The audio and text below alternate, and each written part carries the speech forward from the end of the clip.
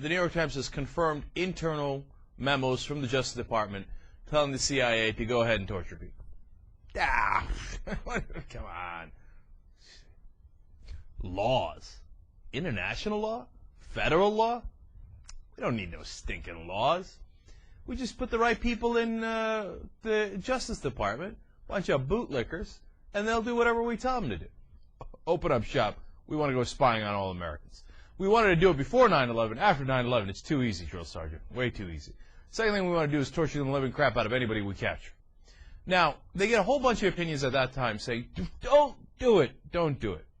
They get a lot of opinions from the Justice Department saying that in previous stories we've read about military lawyers that went down to the White House from the Navy, the Army, the Marines, the Air Force, all of them. They went down there and said, please, please don't torture people. You don't understand. That means if our guys get captured, they'll be tortured, and we won't even have a leg to stand on. At the very end of this 5-page New York Times story, that's the quote they end on again. Another person from the Pentagon saying, my God, what have you done? Now when they capture our guys, we're not going to be able to complain at all. It's going to be free reign on anybody that's captured that's a U.S. soldier. So they find John Yoo, and he says, yeah, I'm on board. What do you need? You torture? Check. Warrantless wiretapping? Check. Anything. Just tell me and I'll write the memo. They say, all right, okay, John, all right, come on. Let us do anything we want to prisoners. He's like, done. He writes a memo saying, anything short of organ failure or even death is permissible. Or even death. Like, what does that mean? I guess that means if you don't kill him, and major organ failure meaning his heart stops, or his liver or something stops that kills him. Okay? Basically, you writes a memo saying, if you don't kill the guy, we're going to look away. Their dream comes true. The guy whose job is to make sure that George Bush and Dick Cheney and David Addington get every single thing they want. Their yes man.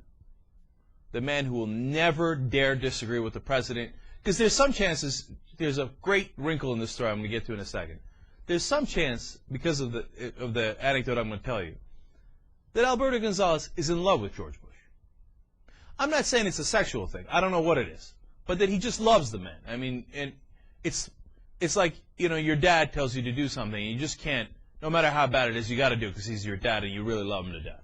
It's like something like that. I mean, it's really in an unhealthy kind of way. Anyway, so they say, all right, well, let's make Alberto Gonzalez the head of the Justice Department. That's where Cenk Uygur steps into the story. And on the Young Turks, he yells and screams, don't confirm him! Don't do it! Why would you confirm the guy who authorized the torture memos as the head of our Justice Department? And the Democrats go, Cenk, come on. We're going to buckle.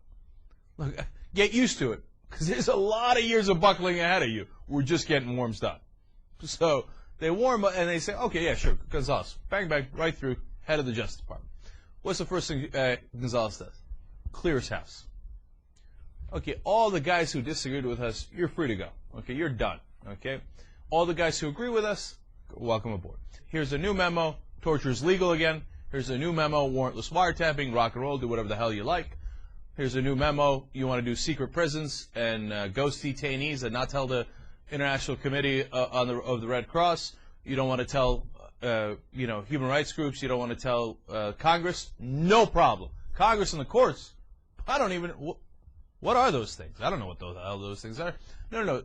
David Addington, Dick Cheney, whatever you like, you got it. Free reign. So those are the new torture memos written by Bradbury, authorized by Alberto Gonzalez, that become the law of the land. You want to know the one big complaint that Alberto Gonzalez had about working at the Justice Department, according to people that worked with him, and that he told several people this? He said his big complaint was he didn't get to spend as much time with George Bush anymore. When you look up sycophant, and I'm using a nice word there, in the dictionary, you're going to find Alberto Gonzalez. The man is a national embarrassment. I mean, what a sad guy. What a pathetic little man.